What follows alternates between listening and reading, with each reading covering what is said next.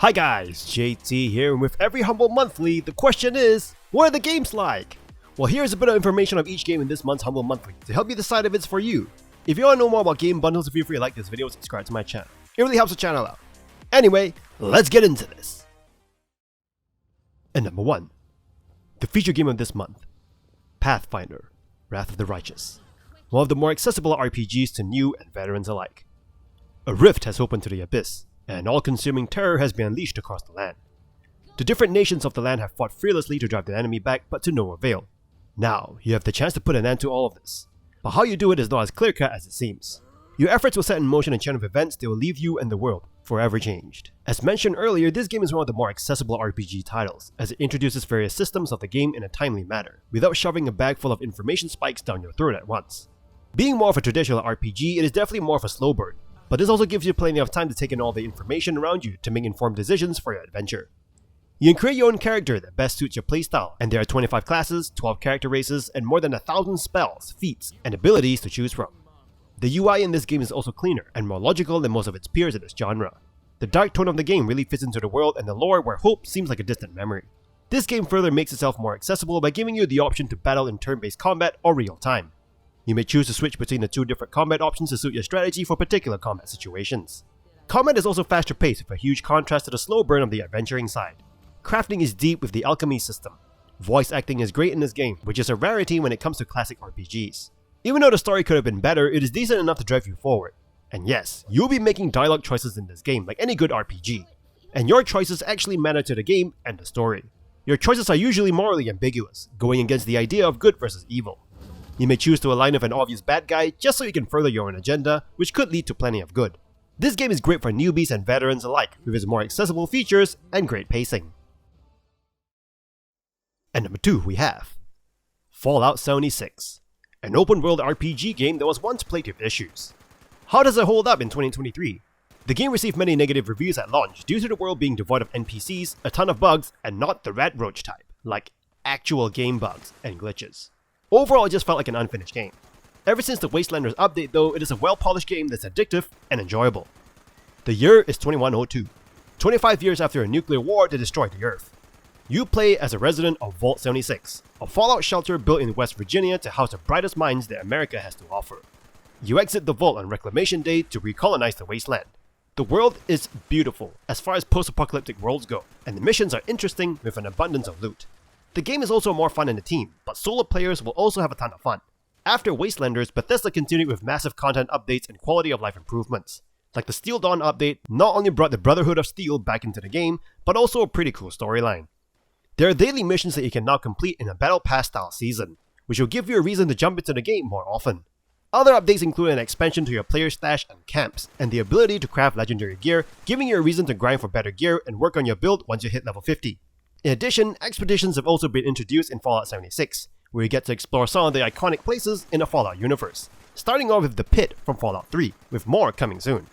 While there haven't been big single-player style story mission updates recently, given that Bethesda is working on newer games like Elder Scrolls 6 and Starfield, there's still a small team working on content for Fallout 76, delivering smaller content updates, events, and more expeditions. Fallout 76 is definitely worth playing in its current state. The game is polished, offering an immersive experience in a post-apocalyptic world like no other. There's a ton of content for you to chew through, and you can easily spend more than 100 hours just doing the missions.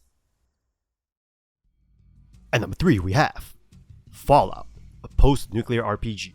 The first game in a long-running Fallout game series. This game comes together with Fallout 76 in this bundle. First released in 1997, that's 26 years ago, do expect some getting used to certain things of that era, like a busy UI, but much of Fallout 1 still impresses today with a dynamic world only seen in very few games. The world reacts to your actions. You could trigger a war over a town, change its leaders, be a smooth talker who talks people into stabbing themselves, or disguise yourself as a cultist to infiltrate your church. If you piss somebody off, they might shun you for the rest of the game, or you can simply kill every NPC. There's a ton of freedom given to you as a player in the wasteland. The story is quite simple. You're a dweller in Vault 13, having spent your entire life there. America is a nuclear wasteland, and you're sent on a mission into New California by your vault's overseer, to retrieve the water chips so your vault doesn't run out of clean water. While the story is quite simple, how it expands is incredible. As you explore the world, you'll encounter many mysteries like disappearing people around military facilities, super mutants running rampant, a nefarious conspiracy that you can unravel or join, and deal with various factions of the world like the Khan Raider, Brotherhood of Steel, among others. Each faction brims with character, like something out of a Mad Max Dieselpunk. Quest design is amazing with the amount of freedom in how you tackle each mission. You could choose to kill your employer instead of working for them, free captives, or even kill them. It's entirely up to you. You just have to live with the consequences. So if you like an immersive RPG with a ton of freedom and excellent writing, you definitely want to play this. While the UI may seem old, the wasteland itself will always be a wasteland regardless of time, making it quite timeless. And number 4 we have Thronebreaker, The Witcher Tales. An adventure game with RPG systems and card-based combat, based around the Witcher series. The story revolves around Maeve, a queen and her journey to take back her throne after being usurped by an invasion. She must travel to neighboring lands, recruit allies, help solve local disputes, and battle Nilfgaardian armies and raiders. You're often asked to make tough decisions by being pressured to do the wrong things for the right reasons. But even doing the right things rarely lead to happy outcomes. While decisions are tough, the card battle encounters themselves are quite easy. This is because of the RPG progression system that makes battles increasingly easy as you power up. You can move around the map to find resources granting you gold, wood, and recruits. You can then use these resources to train new units, to get new cards for your deck, and upgrade your camp. Cards can get really strong once you upgrade them. Imagine a 66% chance to attack after an upgrade as opposed to 33% chance to attack. That's a massive deadly leap. While increasing your deck size is generally a bad idea, seeing that you'll have a lower chance to draw the cards that you really need, it is not the case in Thronebreaker, as there are enough powerful card combos that will always give you plenty of ways to win. There are even cards operating outside of your draw, allowing you to gain huge advantage by round 1. The interesting bit though is that some character-specific cards can leave your deck as they play into the story with their own beliefs and prejudices. So if you piss them off, they'll leave your army and you won't be able to play them. However, you don't need to rebuild your deck over and over again, as most cards will stay, and you'll most likely use the same cards that will remain powerful throughout your adventure. Key story fights are often fun and surprising with special conditions like powerful fighters to kill or allies to defend. There are also puzzle missions that ignore your deck entirely, giving you unique cards to play and ask that you achieve a particular goal. While it is not a full-fledged RPG, nor is it a challenging card game, the great story, surprising and enjoyable encounters, and a new spin on The Witcher's world, Thronebreaker is worth your time. Also, you get The Witcher 1 Enhanced Edition for free. And number 5 we have Othercide, a turn-based tactics game with some roguelike elements, set in a horror-themed post-apocalyptic world. You control an army of daughters, echoes of the world's greatest warriors, birthed by the powerful mother. You're on a crusade to stop the suffering, and end its grip on humanity. While the suffering is your main foe, it is comprised of an army of horrific nightmarish creatures, manifested by the child. The lore can be further explored through the game's codex. The codex will also give you information on creatures that you encounter and the tactics that they employ, allowing you to go into fights with the best knowledge against your enemies. And you'll need it, as the margin of error in Othercide is very thin. Othercide is an unforgivingly difficult game. It is easy to learn, but difficult to master. You control 3 to 4 daughters in a squad, usually against a horde of nightmarish creatures with different abilities. The daughters have different abilities as well, with 3 different classes to start with: the defensive shield bearer, the melee blade master, and a ranged soul slinger. The turn order system, called the dynamic timeline system, is quite unique, in that it encourages a certain amount of restraint when using abilities, along with the ability to push enemies further back on the timeline. This game requires synergy among your daughters to progress, even in the earliest levels. In addition, you can't just heal your daughters between matches without sacrificing another daughter, making battles of attrition a creeping concern. Daughters can grow in abilities as they gain experience and hit new levels, and sacrificing high-level daughters to heal another is difficult. Enemies are very unique in this game with abilities that resemble the daughters, except for a few bosses with their own unique moves, and all of them want to murder your daughters. While other roguelites use randomizations to curb the feeling of things feeling samey, this game feels very samey. You'll run into a lot of the same encounters with a lack of feeling any forward progression. Othercide is an unforgiving tactics game, and this difficulty curve may put a lot of people off. But if you like very challenging games, this could be for you. And number 6 we have Shady Part of Me, a narrative puzzle game that will remind you of games like Limbo and Contrast. You will make your way across the world using light and shadow to make your path, all the while feeling like you're caught in a nightmare with the unknown plaguing your thoughts. The game plays over 2 worlds, a linear 3D world where the lady lives and a shadow world. The lady is afraid of light, so she tries her best to live in the shadows, while her shadow, her only real friend, loves the light as it is defined by it. This creates an awesome dynamic where you need to figure out how these 2 polar opposite characters can work together to get from point A to point B, through light and darkness. This dichotomy also forms the backbones of the narrative. The fear of light has left the lady alone and ostracized, caught in a nightmare or orphanage or an asylum. It is not explained exactly where she is. All you know is that the lady and her shadow are desperately trying to get out of their prison. Throughout your journey, you'll be talked to by the other. Although it is not explained, you can surmise that it is your therapist, and he seems to know you and your shadow. And while he seems keen to help, neither you nor your shadow actually trust him, and only trust each other. The shadow world relies heavily on the real world. Moving a box in the real world will cause platforms in the shadow world to move, shrink, or grow, depending on the positions of light source, while your shadow can flip switches it finds to open doors or move lights in the real world. This connection between the two worlds makes for an intriguing puzzle game. It can be challenging at times, but never unbeatable. There's a time rewind mechanic for you to try different solutions. This game has very well designed puzzles, and the story about a girl who has to cooperate with herself to overcome her mental health condition is one that resonates with many who struggle with this. And number 7 we have ScourgeBringer, a fast-paced free-roaming roguelite platformer. Set in a nether post-apocalyptic world where a mysterious entity wreaked havoc on all of humanity, you play as Kyra, the deadliest warrior of your clan. You explore the unknown and slash your way through ancient machines guarding the seal of your past and maybe save humanity from destruction. You'll be exploring 5 different areas to destroy the judges in each level. To get to them, you'll need to defeat mid-boss guardians scattered across the various rooms. Each biome is filled with a variety of challenge rooms that are procedurally generated with enemies packed in them.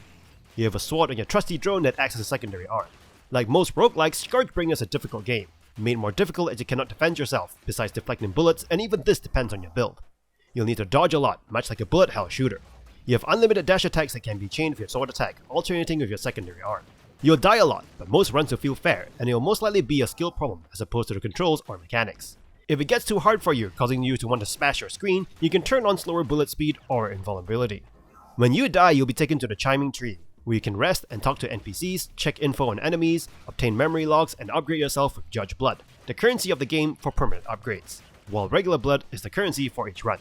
This game is an addictive roguelike with some brilliant swordplay, gorgeous pixel art, and great progression system. Just be prepared to get your arse handed to you before you get good. Even then, you'll most likely get it handed to you anyway. And number 8 we have Fobia, St. Dina Hotel, a horror game that attempts to recapture the feeling of classic survival horror. You play as Robert Lopez, an investigative reporter who has received a request to write a piece on the small town of Trestrilla and the strange sightings of a young girl in a gas mask. Your journalistic instincts ignited and you rush off to check into the St. Dina Hotel. While waiting on your client, the hotel suddenly deteriorates around you and monsters start appearing in the halls. Now you must escape the hotel's remains with your life. The funny part about this game is the notes that you find are in Portuguese. You can tell the game to read the notes, which will bring up the translated text. This game is also extremely dark. Not like the story is dark, but it is visually dark, sometimes too dark. It affects certain puzzles as you need to look really hard to see symbols required to solve the puzzle. The puzzles are great though, and you need to solve them to complete the story and access extra resources. Resource management isn't an issue, so you can kill the creatures that roam the halls to your heart's desire. Especially if you aim for their heart, as it instantly kills them, saving you more ammo. You can also upgrade your weapons by collecting item upgrades, but this can be slightly tiresome, as you need a lot of item upgrades to upgrade your weapons. You can use a camera to peer through dimensions or time, revealing hidden messages or objects needed to proceed. If you get lost, you most likely need to search for a handprint, which denotes that you can see into another dimension to progress further. I just wish that this ability is developed further to include invisible monsters that can only be seen through the other dimensions. That will make things scarier and more intense. Even though enemies can be quickly killed, resources are oddly abundant, and dark lighting can negatively affect the vision of some puzzles, it is still a worthy game for horror fans. And number 9 we have 5 Dates, an interactive choose-your-own-adventure rom-com about the unpredictable world of digital dating. You play as Vinny, a millennial living in London. You're in lockdown during the COVID-19 pandemic. With nothing else to do, you join a dating app for the first time. Being matched with 5 potential females, you must muster your courage to video date with wildly different personalities. You control Vinny's choices, surrounding everything from setting up your online profile to picking out which woman you want to go on a date with. You can choose 3 out of 5 matches that you get. Going on dates with 3 girls, you get to pick 2 to go on a second date with, and depending on how the first date went, they can pick to either accept or decline your request. If the second date goes well, you can ask the chosen lady for a 3rd date, and hopefully move on out of the app and start dating for real. You have a best friend named Callum, who is sort of your support through your online dating woes, and the both of you have some hilarious conversations. The story will change depending on your choices, given that it is an interactive rom-com. If you want to see everything about the game, you're going to need to play this game multiple times. The script flows naturally with every conversation, as if they are real people on virtual dates. Naturally, there are still the occasional unrealistic reactions, or a forced line or 2, but overall the experience feels very natural. 5 Dates paints a vivid picture of love during lockdown. If you're looking for something lighthearted, this is definitely one to pick up. This month's Humble Monthly is actually pretty awesome, especially if you haven't already owned the feature games. Really, it is a 10-game bundle with Fallout 1 being a part of Fallout 76, and The Witcher 1 Enhanced Edition being a part of Thronebreaker. I would highly recommend this bundle. Anyway, don't forget to like and subscribe, and I'll see you guys in the next video.